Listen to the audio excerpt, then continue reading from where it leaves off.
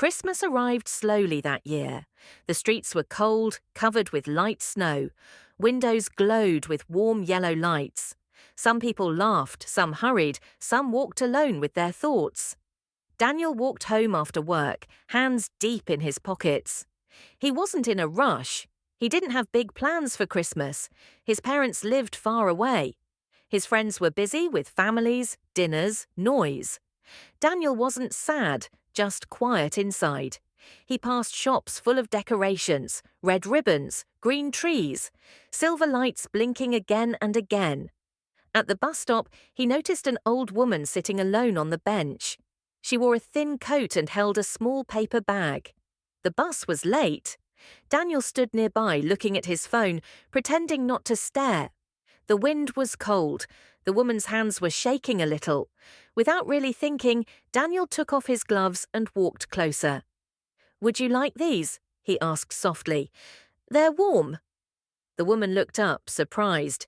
Then she smiled. "Oh, thank you, dear," she said. "You don't know how kind that is." They waited together. The bus still didn't come. They talked a little, not about important things, about the weather, about how cold winters used to be, about how Christmas feels different when you're older. "I used to cook for a big family," the woman said quietly. "Now it's just me." Daniel didn't know what to say, so he just listened. When the bus finally arrived, they got on together. Daniel helped her sit down. Before getting off, she touched his arm gently. "Thank you," she said, "for today." Daniel nodded and smiled. He didn't think much about it after that. It was a small moment, almost nothing. Later that evening, Daniel stopped at a small store near his building. He bought bread, milk, and then paused. He looked at a box of cookies, then at another one. He bought both. At home, his apartment felt quiet. Too quiet. He made tea. He opened the window a little and watched snow fall outside. The city looked calm, peaceful. Suddenly, there was a knock on the door. Daniel froze.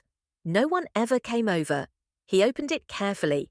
It was his neighbor, a young mom with a little boy standing behind her. The boy held a small paper card. "Hi," she said shyly. "My son made Christmas cards for everyone on the floor. He really wanted to give you one." The boy smiled proudly and handed Daniel the card.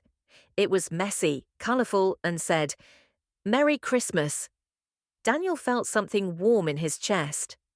"Do you like cookies?" Daniel asked suddenly. The boy's eyes lit up. They stood in the hallway for a few minutes, laughing, talking. Nothing special. But when the door closed again, the apartment didn't feel empty anymore. Later that night, Daniel called his parents. Then an old friend he hadn't talked to in months. Then another one. Not long calls, just real ones. Before going to sleep, Daniel looked out the window again. Snow was still falling, lights were still glowing. He realized something simple. Christmas isn't always about gifts, or noise, or perfect moments.